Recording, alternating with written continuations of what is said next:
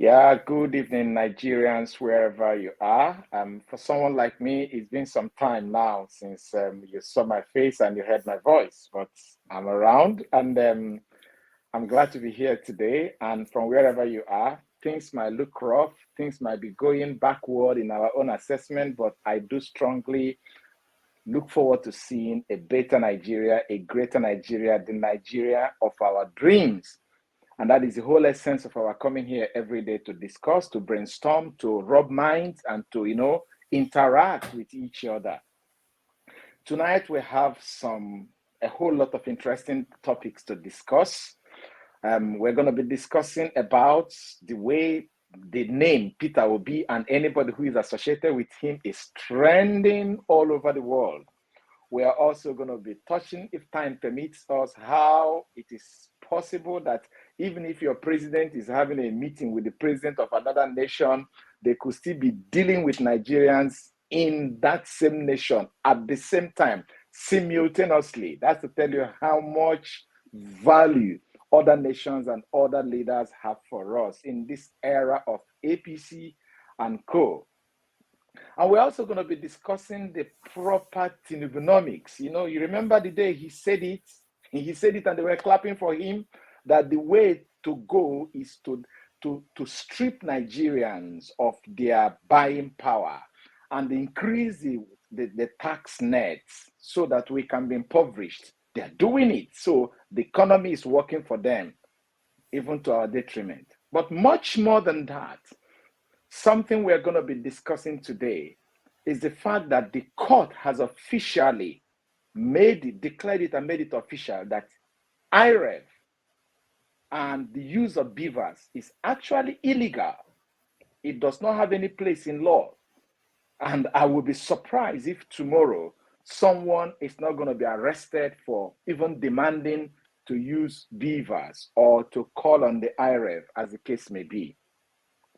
It's surprising how much this country is going backward, how much APC and the current government is taking Nigeria backward. I don't know how many of you listening to me now were conscious or a little bit grown up or exposed, whether you're 5 years then or 6 years then or 4 years, in the 1983 era of FEDECO. Do you understand?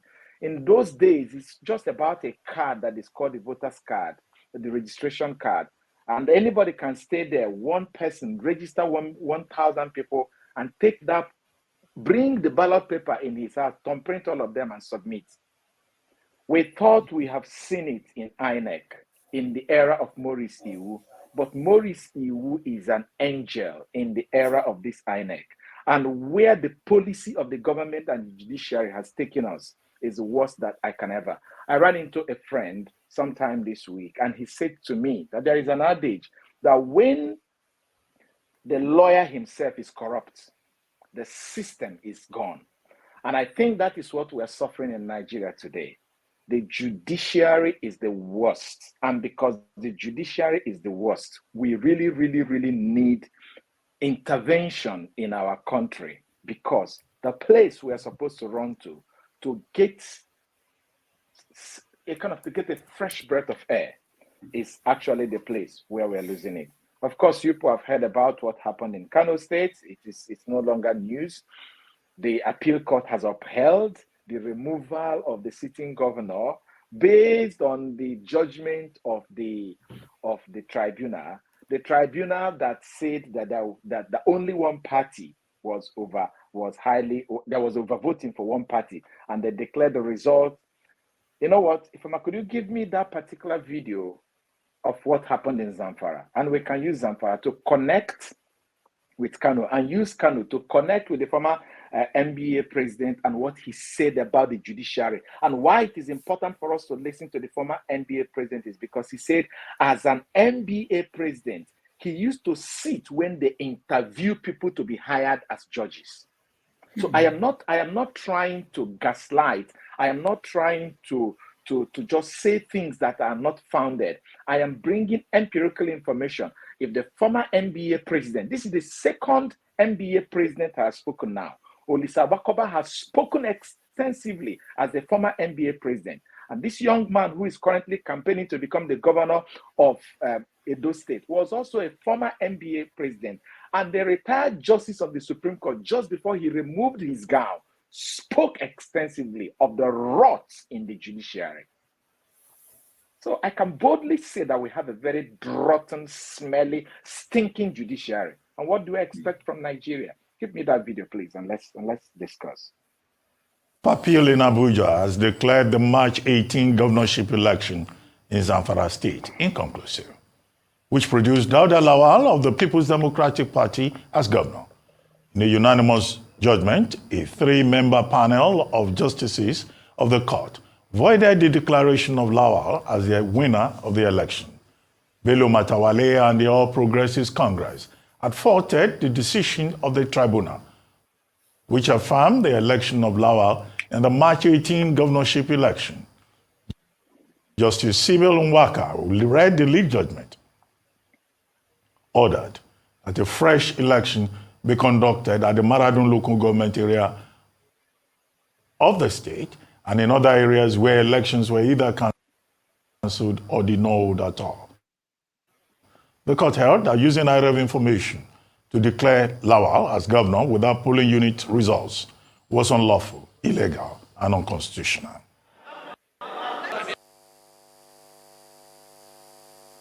Okay. Part of 4 was of Birimagaji and part of Bukuyolu.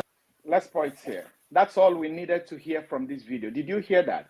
Using Irev information is unlawful, illegal, and unconstitutional. Using Irev information is unlawful, illegal, and unconstitutional. That is what the court, the appeal court of the Federal Republic of Nigeria, declared. A sitting governor was declared a governor based on the result found on the Irev. And the Irev copy is supposed to be a snapped and uploaded copy of the original. The law says when there is a dispute, the Electoral Act said when there is a dispute, you have to recourse to what is on the Irev. That is the Electoral Act. But the Supreme Appeal Court judge says now that they have had a recourse to what is on the Irev, that is unlawful, illegal, and unconstitutional. This is a new Nigeria we found ourselves. And do you know why?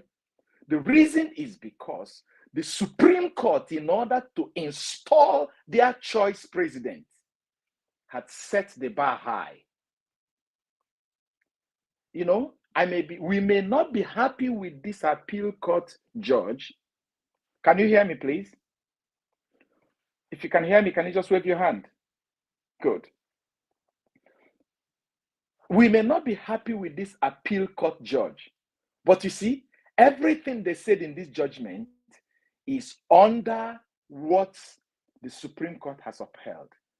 The Supreme Court, when I listened to this news and I heard about this declaration, the only picture I could see was a murderer with a spear destroying, murdering someone.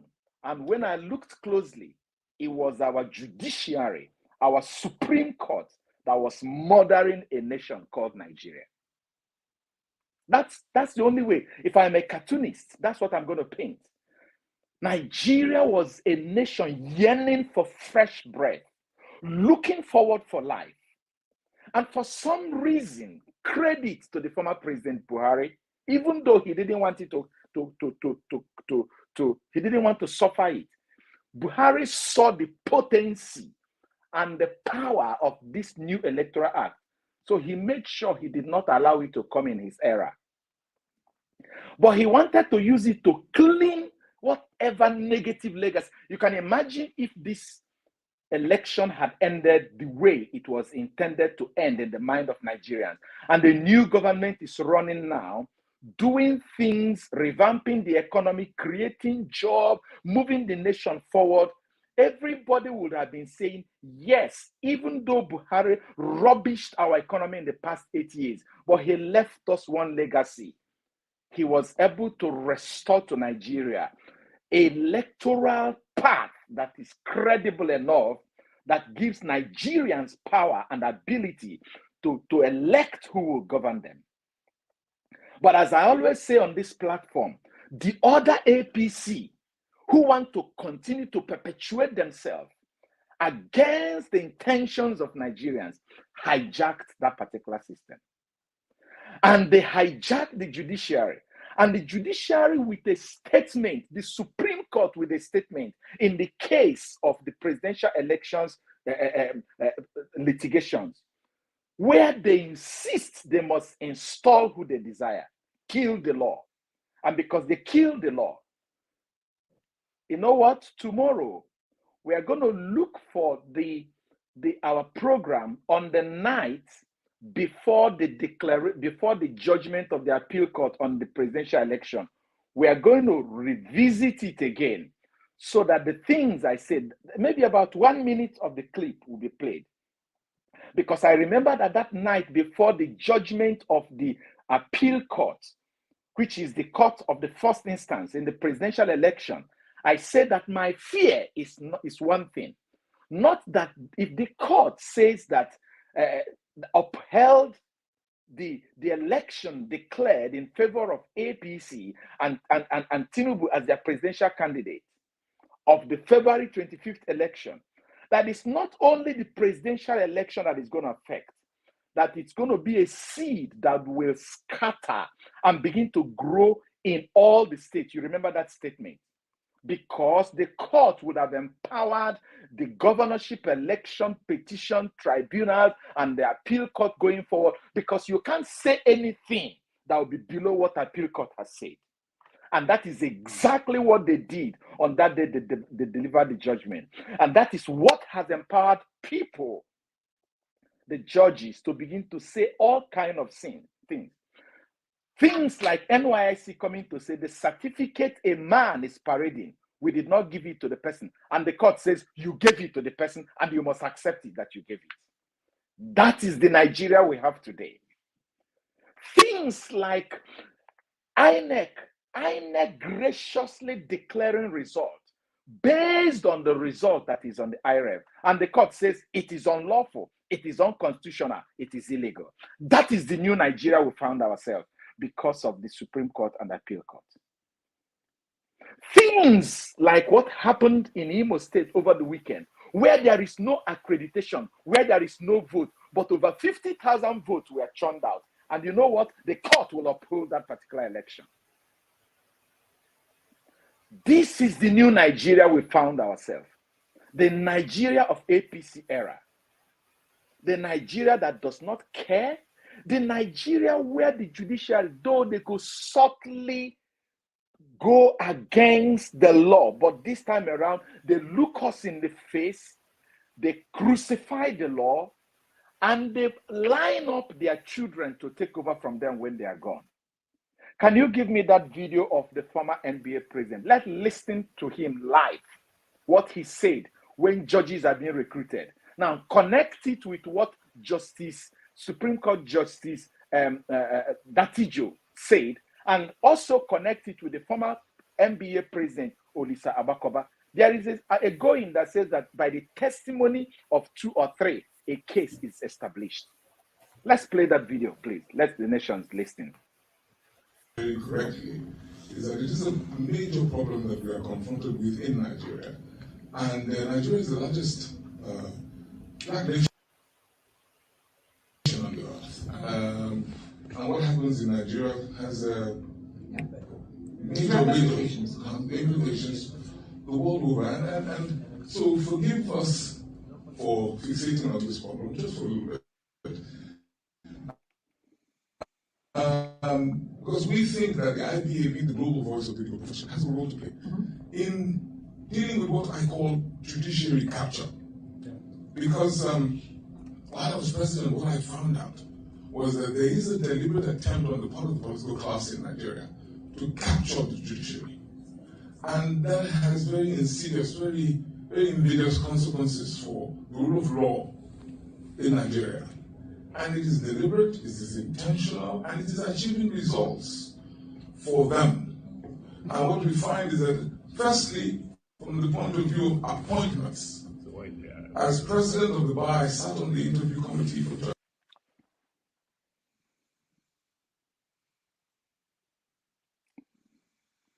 This video is freezing. And what I saw was bizarre. And as Tunde has said to us, that a good judge will emerge in Nigeria out of that process is by fluke only. Sheer luck of the draw, as it were. And we're playing Russian roulette with judicial appointments in Nigeria. It's ridiculous. And so we're hoping that the IBA would accept, don't take my gospel, or don't take what I say for gospel. IBA should ascertain that what we say is correct and then lend its voice. The process of appointment, 1. 2, the impoverishing of judges in Nigeria. Remuneration, I don't even want to tell you what a judge earns in Nigeria. Meanwhile, they're still at the upper echelon of society. They're still considered to be elite. Their kids want to go to Cambridge, Yale, and Harvard, but they definitely can't afford it. But I assure you that their kids are in Cambridge, Yale, and Harvard. Speak it. So your guess is as good as mine as to how those kids get there. Okay. Can we come back now? Let's unpack this few seconds or minute speech. It says there is a deliberate and intentional plan by the political class to hijack, to capture our judiciary. And that this judicial capture is yielding result to them. If I heard him correctly, he said, as the former president of the Nigerian Bar Association, that he has sat in the interview where judicial officer judges were appointed. And the only way he can declare it that it is a fluke.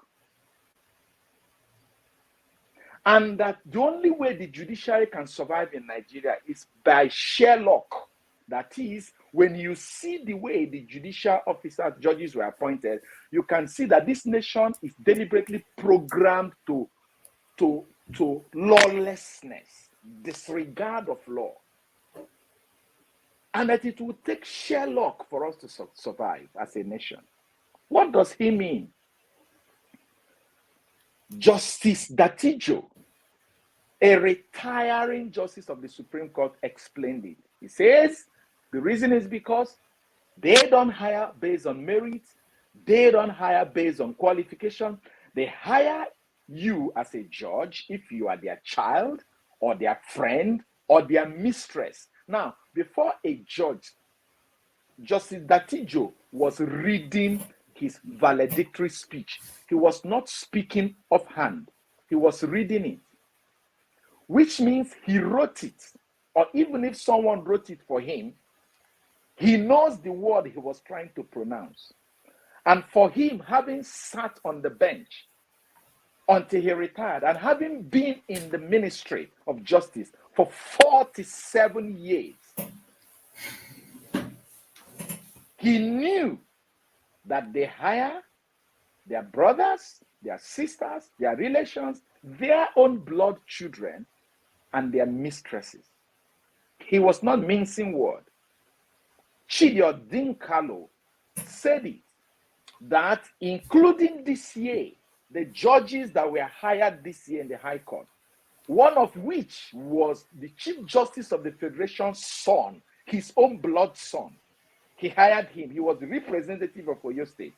That there are many people who passed the exams who were boycotted. And those who did not pass the exams were given the position. And that there were other occasions when people who did not even as much as write the exams were hired against those who wrote and passed the exams. That is the makeup of our judiciary today. And the man who is sitting there as the Chief Justice of the Federation is not hiding it at all. Because the thing we are complaining about, he just did it. He just made his son a judge. His son is the best in the whole of Oyo State. and see the kind of judgment they are reeling out. They don't care about justice. They are abusing the authority by using their gavel to declare what is not to be and what should be not to be. That's what they're doing.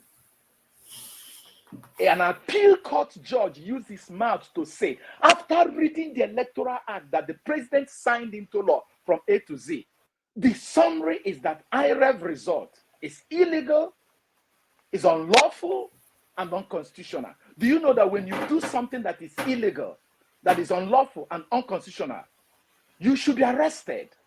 So by implication, what the judge had just said is that if you see anybody who touches Bvas again, anybody who uploads any information to the Irev, or anybody who calls on the result that is not Irev, arrest him, police, because he's doing something illegal, something unconstitutional, and something unlawful. What nation are we in?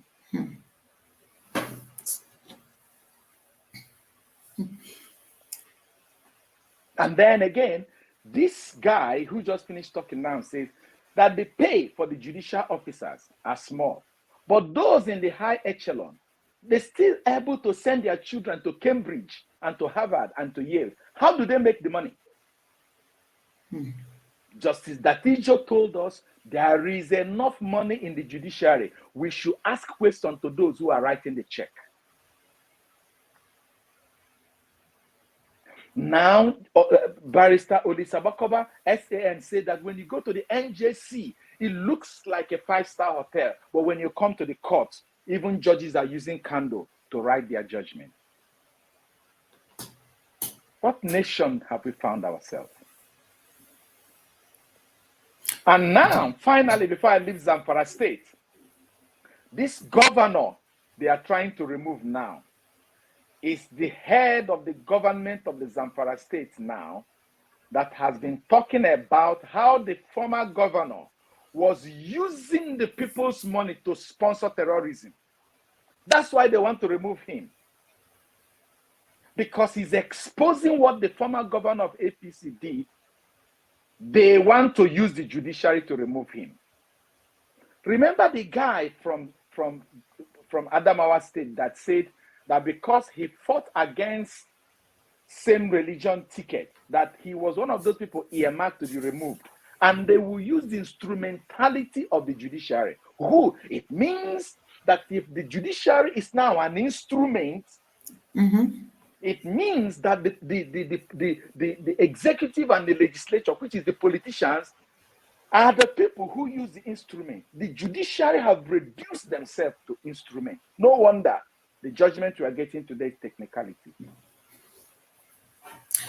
Doc, I want to bring in one video because this thing is happening across the country. It's not only in Zamfara and Kano. It's just across Nigeria. You see, all the places that the judiciary has delivered judgment or ruling as regards to this last election, you need to see the kind of ruling. So much controversy everywhere.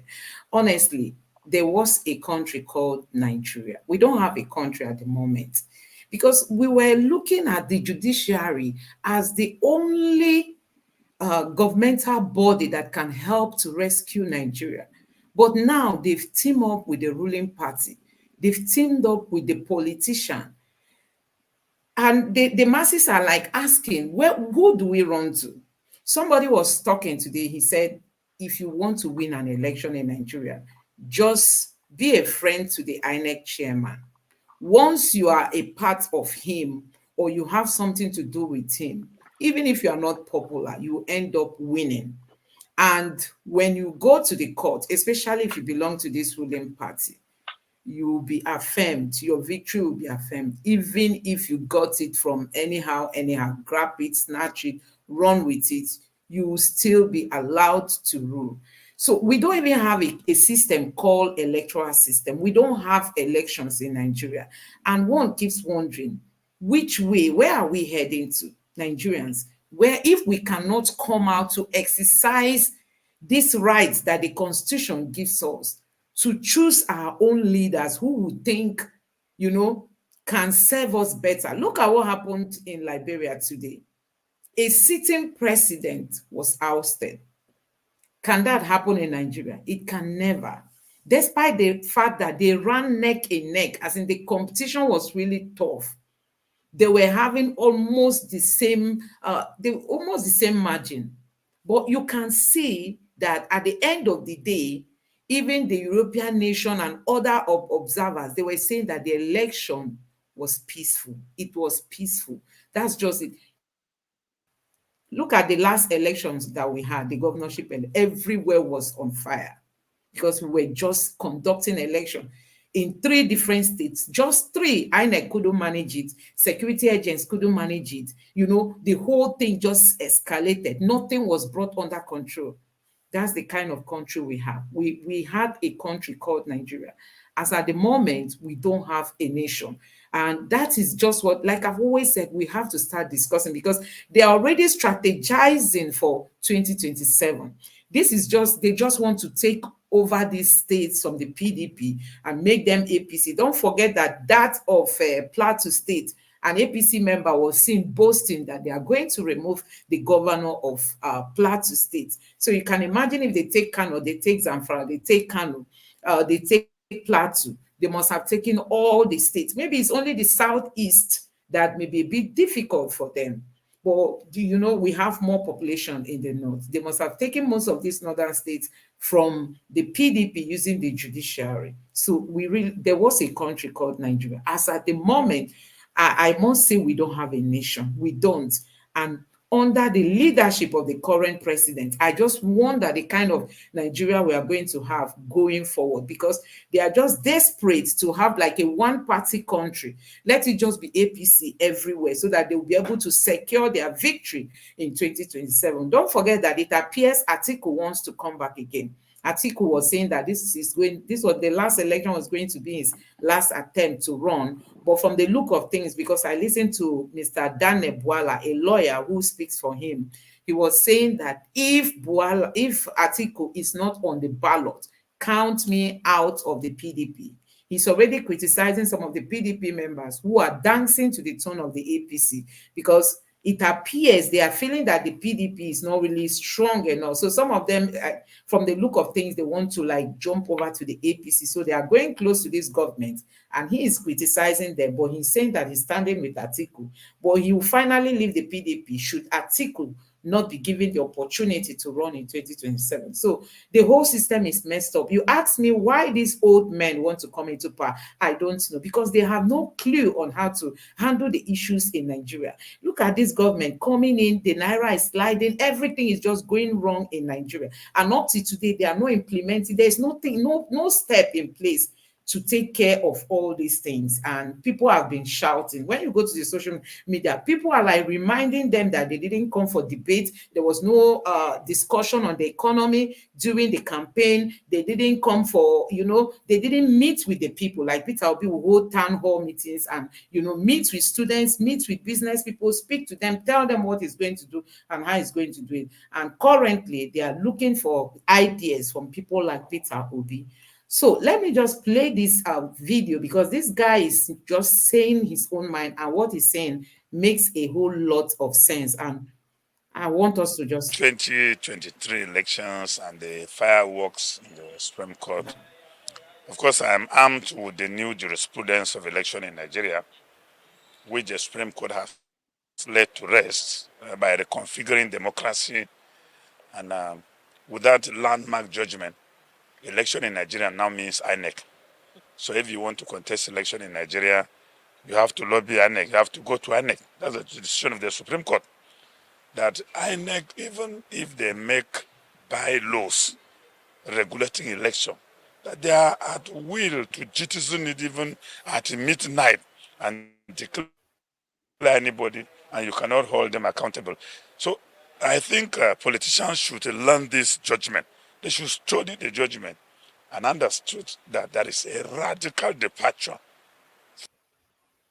from what is called elections in Nigeria. So I'm busy trying to study it, and I have been advising those who are interested in elections to campaign in INEC offices, try to befriend Professor Mahmoud, because anything outside this, we're not going to get justice.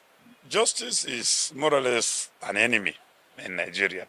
And I think that explains the plethora of challenges we have, from unemployment, hunger, poverty, insecurity. All this is as a result of the absence of justice. And so we talk more about peace, forgetting that the justice is the foundation of peace. Therefore, we are here to discuss how people-centered justice mechanism can be developed.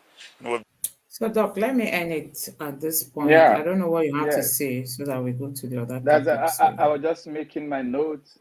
He says, did you listen to, I don't know his name, I don't know where he is. Yeah, Where he that, was a minister during the Buhari's era, I think minister for sports, but they later removed him and replaced him with is it the someone guy? else. Is it the guy from Plateau State? Yeah, he's from the north, I think Okay. Plateau. I can't remember Okay. exactly. Yeah. Fine.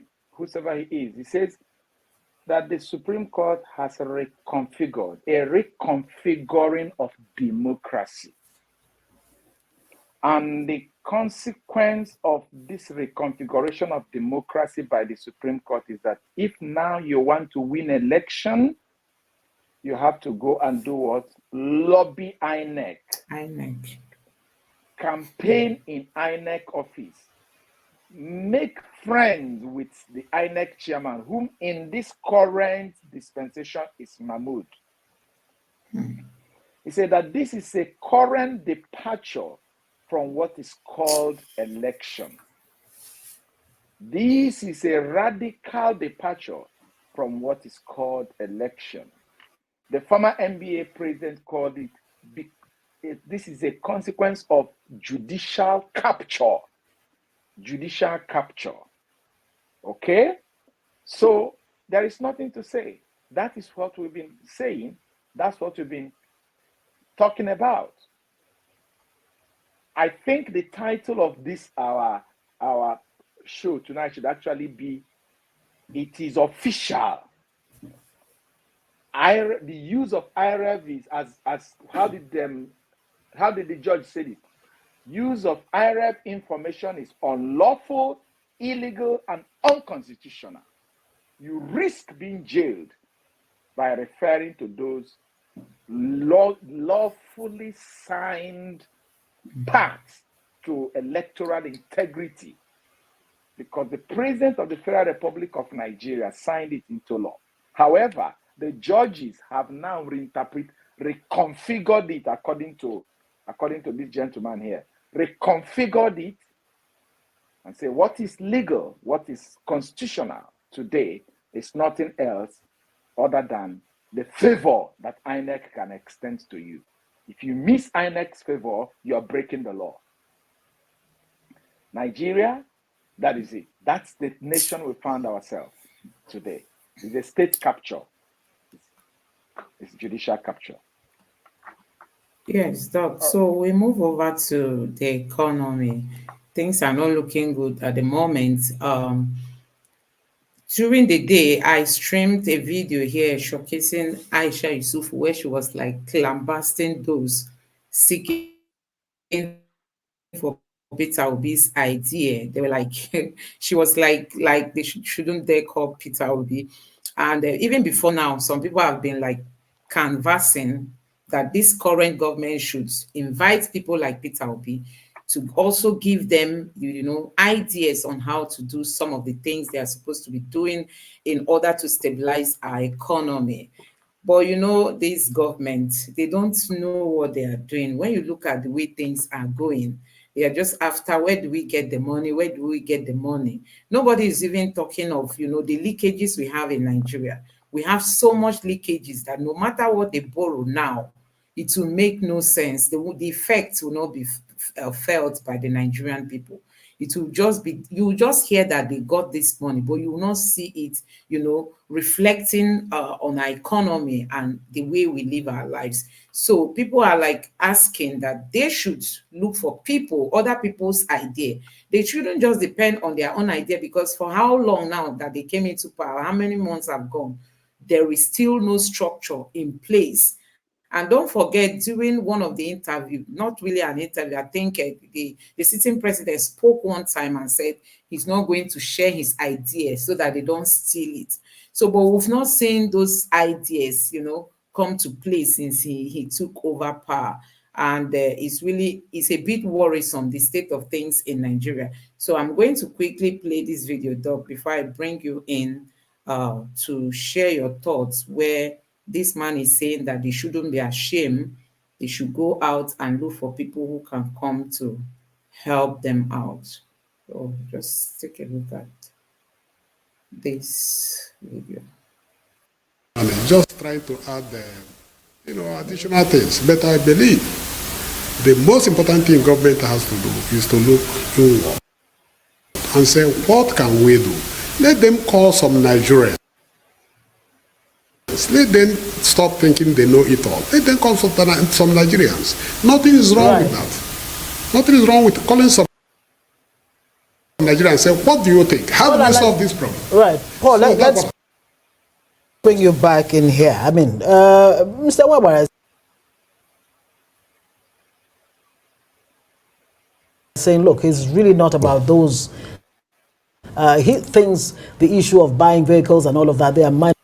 So, Doc, let me just leave it there because I just wanted us to hear where he was talking about bringing in other people to give them idea on how to. And GDP growth. We talk about the interest rates and inflation.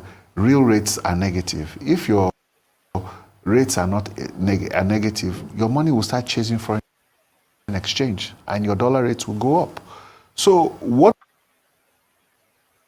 we have just been saying is what the minister has said to about the challenge we have is debt. The biggest challenge we have in Nigeria today is our debt profile, and it's choking everything. And if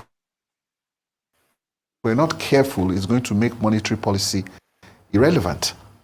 So, which is why I've said that one of the most important things we need to talk about is our population also, which we don't talk about. We have 130 million Nigerians in poverty.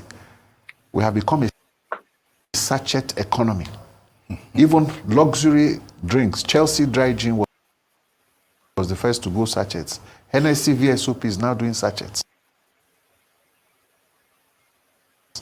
So everybody, VSOP? Yes, they are doing sachets. Sachets. Oh, no, yes, everything is sachets. Every retailer now has to have affordable packs. So if you don't have that, that shows you that your 200 million population, instead of being a population of 200 million consumers with purchasing power, has now become a liability because they are not employed. There is no productivity within the economy. And so this is where you are having that challenge. So we need to grow our economy by 8. Doc, let me leave it here because there is a glitch happening. So you've heard what he has said. He made reference to our population. We have this number, this huge number, the population-wise, but it appears our population, we are not taking advantage of it. So it's now turning to a liability to the country. You heard him call the economy we have now as a sachet economy. We have a sachet economy where you have to split whatever item you are selling, the sizes, reduce it so that people will be able to buy it. That has made us not to have that strong purchasing power. So it appears the population of Nigeria is worthless at the moment because despite the number, we don't have employment. So people are not working. They don't have money. They turn out to become a liability. Assuming people are working, they have money in their pockets. These things that they reduce in sachet sizes, people can easily afford it in its full or in their full sizes. So I don't know what you have to say, but honestly, so many people have been asking and suggesting that people like Peter Obi should lend his voice in, advising the current government on how to go about this, because Peter Obi has always said production is the way out. But from the look of things, they don't even know how to dive into that. Okay. Can you hear me? Yeah, I can. I'll probably surprise you. This government is a succeeding and successful government. Don't quote me until you hear my reason. My reason is because whenever you want to do a project, you have the plan for the project. You execute a plan, isn't it? This government have a plan. They're executing it, and it is producing results. Was he not the man who became the president today that used his mouth to say that the way to go is to take away from the people their purchasing power, increase the tax net, impoverish them? How can you say they are not succeeding? They don't need Peter Obi, because Peter Obi will reverse the plan. The man used his mouth to say that statistics will go chop. They don't need Peter Obi, because Peter Obi is the man with statistics, who will tell you that numbers don't lie. This is where we are, this is what we have to do, and this is where we are going. So Peter Obi is going to be a round peg in a square hole in this whole echo chamber of APC and Tinubunomics. There is an economic policy that they are running, and it is producing just the result. I don't know, do you have that video where that statement, I sent it to you, I don't know, the last thing I sent to you, where there was that particular statement? It was in the same place where he said we need to hire 50 million youths, put them in the army, and give them agbado and corn. Is that not what they're being reduced? They told us what they would do before they captured us. They have captured us. We are now being exploited. But you know one thing? When a system, when a people, when a government decides to be unlawful in their governance, decides to be exploitative of the people, decides to impose themselves on the people, it is not a matter of can they fall or if they will fall. It is a matter of when, because they are headed for their fall. It's not today that it started. Kingdoms rise, kingdoms fall.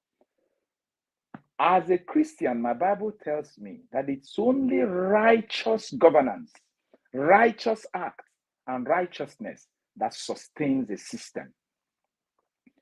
Any system that does not govern, that does not look and relate with people from the background of righteous conduct, empathy,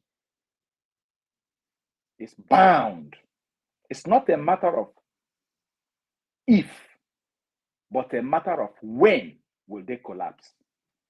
We've seen it.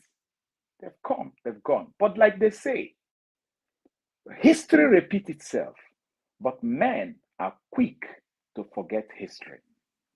I don't know how quick it will happen, but I know that this system is not sustainable. They will collapse on themselves. So they are succeeding based on their set out plan. They said it, take away their purchasing power, increase the taxation they will pay. And if they like, we can take 50 million of their boys when their own children are flying presidential jets to go watch polo, and they are making their own children judges. And in the midst of this time when people are living off sachet, they are buying themselves a 160 million naira car, renovating government with their own properties where they will not live. Can't you see that we are running there are two kinds of people in Nigeria? Those who have captured Nigerians, those who have taken Nigerians hostage, and the hostage taker. Do you understand? Just like they talk about the Hamas. Those who are sponsoring those boys, they are in Qatar and in other parts of the world living luxurious life and have other people trapped in Gaza. That's exactly what we are seeing in Nigeria. So they are succeeding on their own, based on their own definition. Now, statistic we go talk, we know here, didn't we hear it? The man who say we no go chop statistics is your president. What do you expect?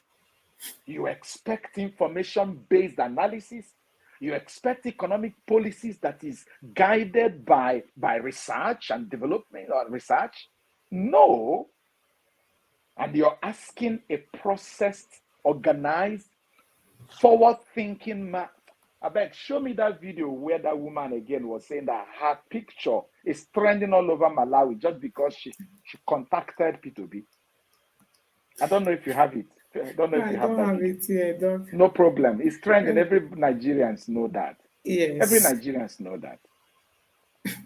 I think we should call it off here. Peter Obi is acknowledged across the globe. Honestly, it's only in Nigeria. I don't know. A woman was analyzing, some of these headlines today on Arise Television, and there's this term that she used, to describe the kind of people we have in leadership. I don't know if you saw it. This constant somebody. She was like, low-headed. I don't know. There's a way she described the people we have in position of power, people that have no clue, on how to solve problems. Do you know the biggest challenge we have today is that our leaders are not creative. Our leaders are not creative. And somebody like the president of Nigeria, considering his age, do you think he can lie down on the bed and begin to think on what do I do? He's depending on these people he has appointed, and whereby these people don't even know what to start doing. What do you think? Nigeria will keep sinking.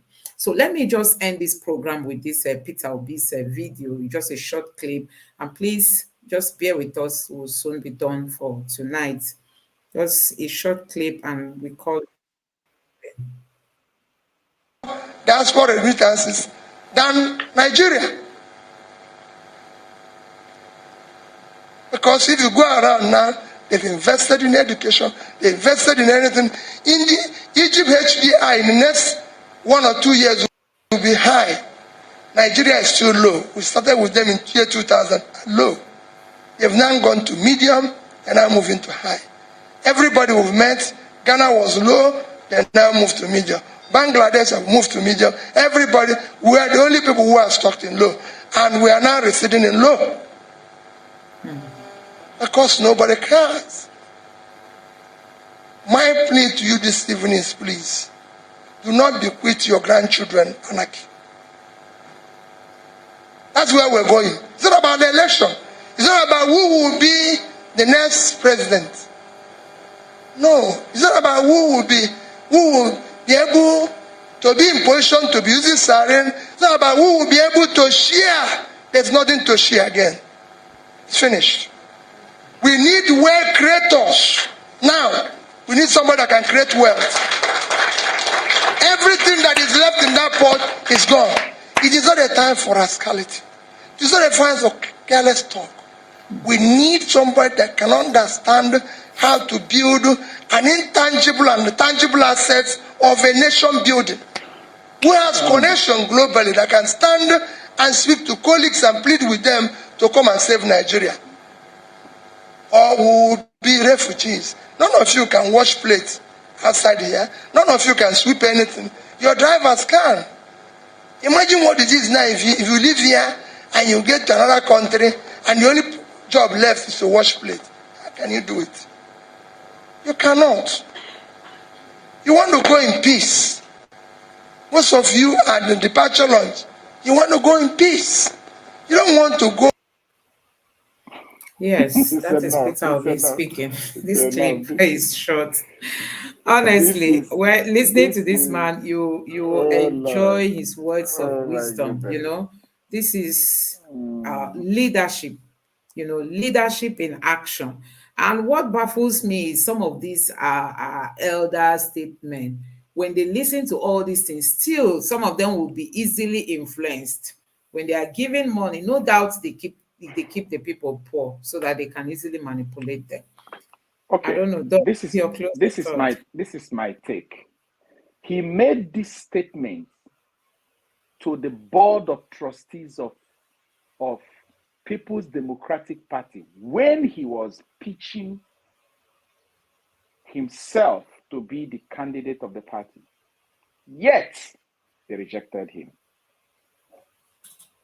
That's on the day this political party rejected a man who made this speech was the day that political party died. PDP will never recover as a political party until this idea comes back to work for them. I don't need to talk of APC. APC was a mess, and it's still a mess. And so whether Daniel Bwala is confusing himself talking about Atiku on the ticket. Did you hear what he says? Most of you on the departure launch. Do you know what he was referring to? He's not referring to physical airport. He's referring to their age. They are about to go. They are about to exit this world. Should we be asking Atiku to come and rescue us? Is it not time for Atiku to gather young men and say, we couldn't brace this tape, but this is a bundle of our ideas and resources. We'll use it to support you. Must he be a president? Must he be a president? Like, so we'll get another kind of president like the one we have now? Is that what we are looking for? Is that what we are looking for as a nation? Nigeria can never recover until men and the ideas that run like that of P2B comes on the table. And Nigerians, I need to sign out this night by telling you, we need to do whatever it needs to bring men like P2B and ideas like that of P2B in our government houses. Look at Abia State. Look at it. Okay. Yes, thank you, Abia State is doing very well. The man is doing very well, honestly. Doc, let's quickly take, I think we have like 2 comments here. I have said it. That P2B is not a fitting peg in this system. This system are set in their way. Forget all this one. Even the man who was saying that this government need help. Did the government say they need help? Are they acting as if there is an issue? Their lifestyle, their body language, their utterances, does it look like they see that there's a problem? They are enjoying the best of their lives.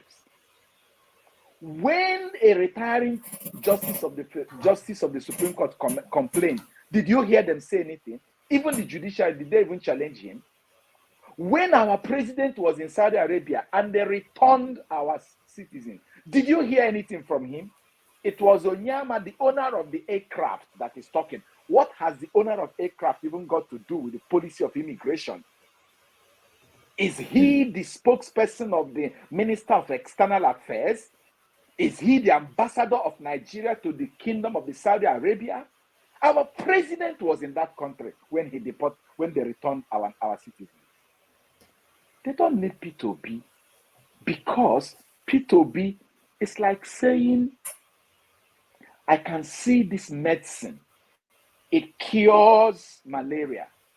And then someone is suffering from snake bite. And you say, oh, where is that malaria tablet? Bring it. It is an efficient medicine, but it is not a cure for that.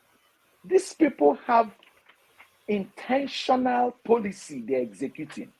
And that policy says, impoverish them, take away their purchasing power, and feed fat on their blood, feed fat on their future. Why would they need P2B? Because P2B will reverse the course of what they're doing. To be helped to get the coming back of Tinubu going to ask him as the white man. Good night. Oh my God. See you Oh tomorrow, my God, please. Nigerians.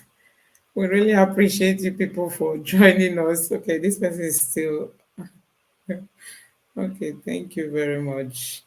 All right, bye. Thank you. We look forward to a new Nigeria, no matter the strategy they are using, even if they've ganged up to hijack INEC, to hijack the judiciary. We, the citizen, the power belongs to us. Power belongs to the people. We will still take back this country. We know that Nigerians do no longer want APC, and they know that. That is why they want to use the judiciary now to arrest all the states of the federation. They want to ensure that they place APC governors in the states just against 2027. This is what these people are working towards. They are not even thinking of what is happening in the country, how the people are going hungry. People can't eat. Transportation is, increasing by the day. They are not looking at those things. They are just like, working for 2027. I'm just like, I don't know. Does it mean these people, there is nothing like empathy in their dictionary? You don't understand what people are going through. People are going through a lot. People are really going through a lot. And last time I shared with you guys that there were these two human beings, a man and a woman, who were burnt.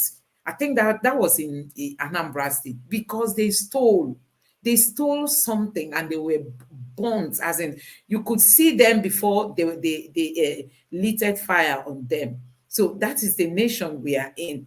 And if you could ask them now, their excuses might be that they were hungry, or they didn't have anything to feed them. Though it's not a justifiable reason for one to go and steal. But you can imagine the extent to which this government is pushing the people to the wall. That is where we are. So we look forward to a new Nigeria, and I want to urge you guys not to give up in your dream, your belief in the person of Peter Obi, and your dream for a new Nigeria. We know that it's possible. When we all come together, they will know that power belongs to the people. And we are ready to see that change happen. In this our dispensation, this our time is going to happen.